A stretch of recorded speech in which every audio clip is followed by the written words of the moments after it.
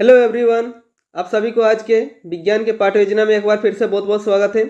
आज के इस पाठ्य योजना में हम देखेंगे विज्ञान विषय की पाठ्य योजना और विषय है रसायन विज्ञान। तो चलिए दोस्तों शुरू करते हैं आज का पाठ्य योजना। यदि हमें किसी भी विषय का लेसन प्लान बनाना हो तो सबसे पहले हम लोग को जनरल इन्फॉर्मेशन फिल करनी होगी। अब जनरल इन्फॉर्मेशन में क्या क्या होती है देखते हैं। तो सबसे ऊपर आप देख सकते हैं विज्ञान विषय की पाठ्य योजना संख्या 3 लिखी हुई है। यहाँ पे आपको पाठ्य योजना संख्या लिखनी होती है, जितनी भी संख्या आपके पाठ्य योजना की होगी। उसके बाद यहाँ पे विद्यालय का नाम लिखेंगे। आप जिस विद्यालय में पढ़ाने के लिए जाएंगे उस विद्यालय का नाम लिखेंगे। उसके बाद यहाँ पे छात्राध्यापक अथवा छात्राध्यापिका का नाम लिखेंगे। यदि पुरुष होंगे तो छात्राध्यापक का नाम लिखेंगे और महिला होंगे तो छात्राध्यापिका का नाम लिखेंगे, ठीक है। उसके बाद यहाँ पे कालांश मेंशन करेंगे। कालांश यानी कि पीरियड, अब जिस पीरियड में पढ़ाने के लिए जाएंगे उस पीरियड का यहाँ पे मेंशन करेंगे। उसके बाद कक्षा 7 और विषय है विज्ञान। तो आज का प्रकरण है अम्ल। उसके बाद अवधि मेंशन करेंगे। अवधि है 45 मिनट। किसी किसी विद्यालय में 35 मिनट भी होता है, तो आप अपने विद्यालय के हिसाब से देख लीजिएगा। यहाँ पे दिनांक मेंशन करेंगे। यहाँ दिनांक इसलिए लिखा जाता है क्योंकि जो भी आपका फाइल चेक करता है फ्यूचर में तो उन्हें पता चलता है कि आप किस विषय को किस दिन पढ़ाने के लिए गए थे। आप जब संपाठ कार्य करेंगे तो उसमें सिर्फ प्रकरण लिखेंगे, अम्ल नहीं लिखेंगे।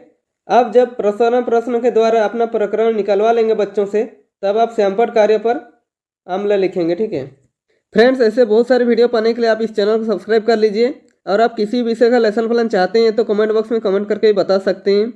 तो चलिए आगे बढ़ते हैं। उसके बाद आता है सामान्य उद्देश्य। सामान्य उद्देश्य विषय संबंधित होता है, तो यहाँ पे आप विज्ञान विषय को ध्यान में रखकर लिखेंगे।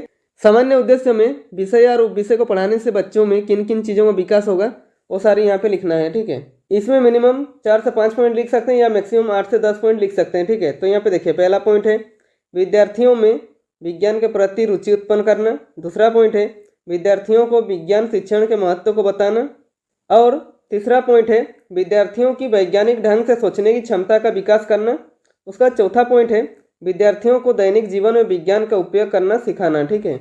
उसके बाद आता है विशिष्ट उद्देश्य। विशिष्ट उद्देश्य में कुछ ऐसे उद्देश्य जो कि टॉपिक से रिलेटेड उद्देश्य होता है, यानी कि जो मैं टॉपिक पढ़ा रहा हूँ उसको सीखने के बाद बच्चों में क्या क्या बिहेवियर चेंज आएंगे और किन किन चीज़ों का विकास होगा वो हमारे विशिष्ट उद्देश्य के अंदर इंक्लूड होते हैं।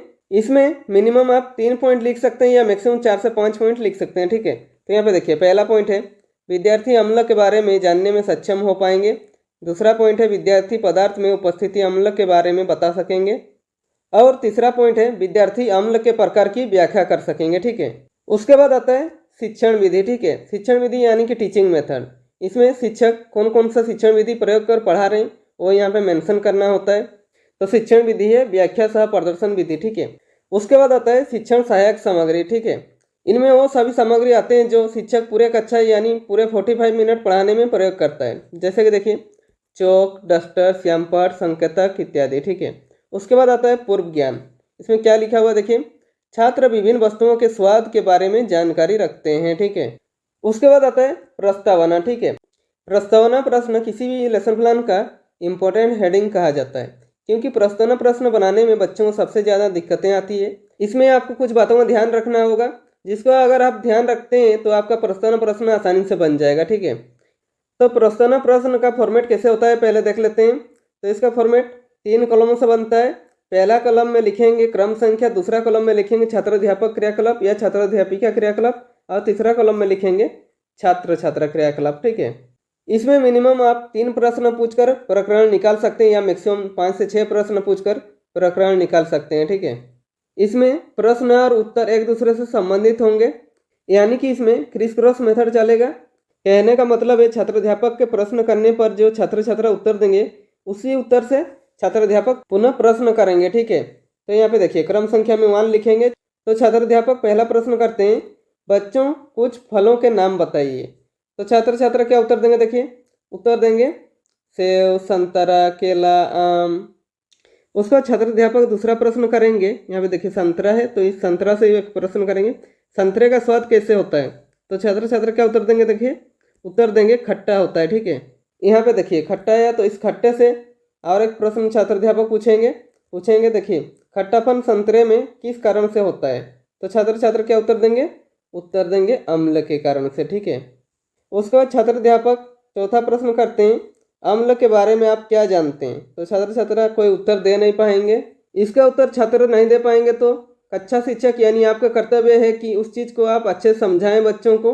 इसके बाद तुरंत ही छात्र अध्यापक पाठ की घोषणा करेंगे और कहेंगे, बच्चों आज हम लोग अम्ल के बारे में विस्तृत अध्ययन करेंगे। ठीक है।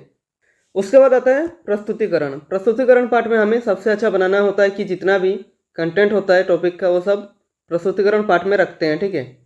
तो प्रस्तुतिकरण का फॉर्मेट कैसे होता है देख लेते हैं। प्रस्तुतिकरण का फॉर्मेट 4 कॉलमों से बनता है। ठीक है। तो सबसे पहला कॉलम में लिखेंगे शिक्षण बिंदु। शिक्षण बिंदु यानी कि हम कौन कौन से पॉइंट कवर करेंगे वो सब लिखेंगे। उसका दूसरा कॉलम में छात्र अध्यापक क्रियाकलाप या छात्र अध्यापिका क्रियाकलाप लिखेंगे। ठीक है। यानी कि क्लासरूम में शिक्षक क्या क्या एक्टिविटी करा रहे हैं वो सभी छात्र अध्यापक क्रियाकलाप पर लिखेंगे। ठीक है। उसके बाद तीसरा कॉलम में लिखेंगे छात्र छात्रा क्रियाकलाप और चौथा कॉलम में लिखेंगे श्यामपठ कार्य। तो सबसे पहले शिक्षण बिंदु पर लिखेंगे अम्ल की परिभाषा। ठीक है। और छात्र अध्यापक इसके बारे में जो बताएंगे वो छात्र अध्यापक क्रियाकलाप पर लिखेंगे। तो देखिए क्या बताते हैं। अम्ल अम्ल वह रासायनिक यौगिक है जो जल में घुलकर धनायन यानी कि हाइड्रोजन आयन प्रदान करता है, अम्ल कहलाते हैं। जैसे कि Cl में H2O मिलने पर क्या होगा, H3O प्लस Cl। ठीक है। यह नीले लिटमस पेपर को लाल कर देता है। ये स्वाद में खट्टे होते हैं जैसे कि नींबू और संतरा। ठीक है। उसके बाद छात्र छात्रा क्रियाकलाप पर लिखेंगे छात्र ध्यानपूर्वक सुनेंगे तथा श्यामपठ से देखकर अपनी उत्तर पुस्तिका में लिखेंगे। ठीक है। और श्यामपठ कार्यों पर छात्र अध्यापक जो पढ़ा रहे हैं उसे शॉर्ट में यहाँ पे लिख दीजिएगा ताकि जो बच्चे ध्यान से सुन रहे हैं उन्हें भी अच्छे से समझ में आ जाए। तो यहाँ पे देखिए लिखा हुआ है अम्ल वह रासायनिक यौगिक है जो जल में घुलकर धनायन यानी कि हाइड्रोजन आयन प्रदान करता है, उसे अम्ल कहते हैं। ठीक है। जैसे HCl प्लस H2O क्या देगा, H3O प्लस Cl। ठीक है। उसके बाद छात्र अध्यापक विकासात्मक प्रश्न पूछेंगे। इसमें छात्र अध्यापक जो बच्चों को आगे पढ़ाएंगे इसके बारे में बच्चों को जानकारी है कि नहीं ये जानने के लिए विकासात्मक प्रश्न करते हैं। ठीक है। तो यहाँ पे देखिए प्रश्न है नींबू संतरा इमली दही में कौन सा अम्ल पाया जाता है। ठीक है। तो छात्र छात्रा मौन रहेंगे। इसका उत्तर छात्र नहीं दे पाएंगे तो कक्षा शिक्षक यानी आपका कर्तव्य है कि आप उस चीज़ को अच्छे से समझाएं बच्चों को। उसका शिक्षण बिंदु पर लिखेंगे पदार्थ में उपस्थित अम्ल। ठीक है। तो छात्र अध्यापक इसके बारे में जो बताएंगे वो छात्र अध्यापक क्रियाकलाप पर लिखेंगे। तो देखिए क्या बताते हैं। यहाँ पे 2 कॉलम बनाएंगे। पहला कॉलम में पदार्थ लिखेंगे और दूसरा कॉलम में अम्ल लिखेंगे। ठीक है। तो देखिए पदार्थ में लिखेंगे पहला है सिरका। सिरका कौन सा अम्ल है, एसिटिक अम्ल। ठीक है। दूसरा है संतरा। संतरा है सिट्रिक अम्ल। इमली टार्टरिक अम्ल है। टमाटर है ऑक्सैलिक अम्ल है। उसके बाद है खट्टा दूध यानी कि दही लैक्टिक अम्ल है। उसके बाद है नींबू। नींबू है सिट्रिक अम्ल। ठीक है। उसके बाद छात्र छात्रा क्रियाकलाप पर लिखेंगे छात्र ध्यानपूर्वक सुनेंगे एवं श्यामपठ से देखकर अपनी उत्तर पुस्तिका में लिखेंगे। और श्यामपठ कार्य पर छात्र अध्यापक जो बताएंगे उसे श्यामपठ कार्य पर भी लिखेंगे। ठीक है। तो यहाँ पे देखिए लिखा हुआ है, आप अच्छे से वीडियो पॉज करके लिख लीजिएगा। ठीक है। उसके बाद आता है बोधात्मक प्रश्न। इसमें छात्र अध्यापक बच्चों को समझ में आ रहा है कि नहीं ये जानने के लिए बीच बीच में 1 या 2 प्रश्न पूछते हैं। तो यहाँ पे देखिए प्रश्न है इमली में कौन सा अम्ल पाया जाता है। तो छात्र छात्रा क्या उत्तर देंगे, उत्तर देते हैं टार्टरिक अम्ल। ठीक है। उसके बाद छात्र अध्यापक विकासात्मक प्रश्न पूछते हैं। इसमें छात्र अध्यापक जो आगे पढ़ाएंगे बच्चों को इसके बारे में बच्चों को जानकारी है कि नहीं ये जानने के लिए 1 या 2 प्रश्न पूछते हैं। तो यहाँ पे देखिए प्रश्न है अम्ल कितने प्रकार के होते हैं। तो छात्र छात्रा कोई उत्तर दे नहीं पाएंगे। इसका उत्तर छात्र नहीं दे पाएंगे तो कक्षा शिक्षक यानी आपका कर्तव्य है कि आप उस चीज़ को अच्छे से समझाएं बच्चों को। उसके बाद शिक्षण बिंदु पर लिखेंगे अम्ल के प्रकार और अम्ल के प्रकार के बारे में छात्र अध्यापक जो बताएंगे वो छात्र अध्यापक क्रियाकलाप पर लिखेंगे। तो यहाँ पे देखिए अम्ल के प्रकार हेडिंग देंगे। तो अम्ल के प्रकार के बारे में छात्र अध्यापक क्या बताते हैं, देखिए अम्ल 2 प्रकार के होते हैं, पहला तनु अम्ल दूसरा सांद्र अम्ल। ठीक है। तो देखिए पहला तनु अम्ल। तनु अम्ल किसे कहते हैं, वे अम्ल जिसमें पानी की मात्रा अधिक तथा अम्ल की मात्रा कम होती है तनु अम्ल कहलाते हैं। ठीक है। और सांद्र अम्ल में क्या है, इसका उल्टा, वे अम्ल जिसमें पानी की मात्रा कम तथा अम्ल की मात्रा अधिक होती है सांद्र अम्ल कहलाते हैं। ठीक है। और छात्र छात्रा क्रियाकलाप पर लिखेंगे छात्र ध्यानपूर्वक सुनेंगे तथा समझेंगे और अपनी उत्तर पुस्तिका में लिखेंगे। ठीक है। और श्यामपठ कार्य पर छात्र अध्यापक जो पढ़ा रहे हैं बच्चों को वो शॉर्ट में लिख दीजिएगा ताकि जो बच्चे ध्यान से सुन रहे हैं उन्हें भी अच्छे से समझ में आ जाए। तो यहाँ पे देखिए लिखा हुआ है अम्ल के प्रकार। अम्ल 2 प्रकार के होते हैं, पहला तनु अम्ल दूसरा सांद्र अम्ल। ठीक है। उसके बाद आता है विकासात्मक प्रश्न। ठीक है। छात्र अध्यापक इसके आगे जो पढ़ाएंगे इसके बारे में बच्चों को जानकारी है कि नहीं ये जानने के लिए 1 या 2 प्रश्न पूछते हैं। तो यहाँ पे देखिए प्रश्न है अम्ल की पहचान किससे करते हैं। तो इसका उत्तर छात्र नहीं दे पाएंगे।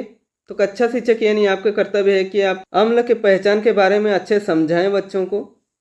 उसके बाद शिक्षण बिंदु पर लिखेंगे अम्ल की पहचान, और अम्ल की पहचान के बारे में छात्राध्यापक जो बताएंगे वो छात्राध्यापक क्रियाकलाप पर लिखेंगे।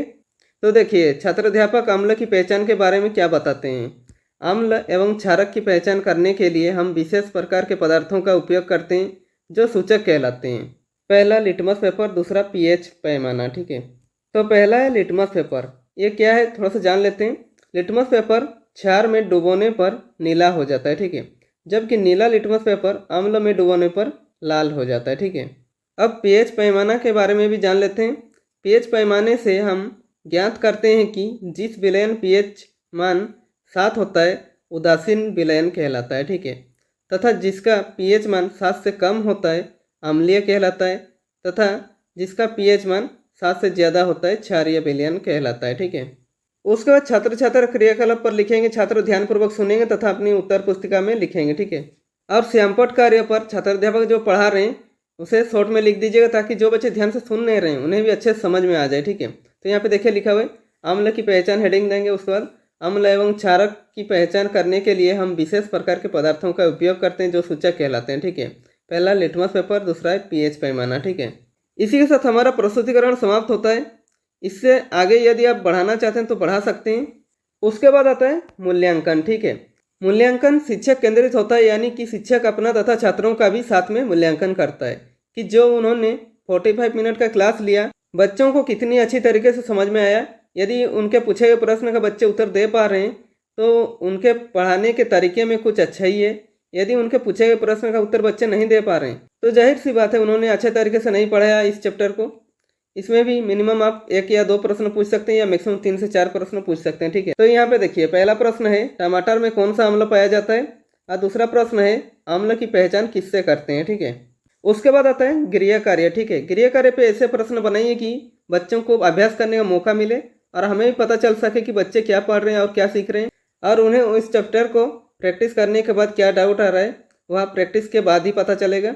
इसमें भी मिनिमम 1 या 2 प्रश्न पूछेंगे या मैक्सिमम 3 से 4 प्रश्न पूछ सकते हैं। ठीक है, तो यहाँ पे देखिए प्रश्न है अम्ल किसे कहते हैं, अम्ल के प्रकार लिखिए। ठीक है, तो फ्रेंड्स इसी के साथ हमारा आज का लेसन प्लान कंप्लीट होता है।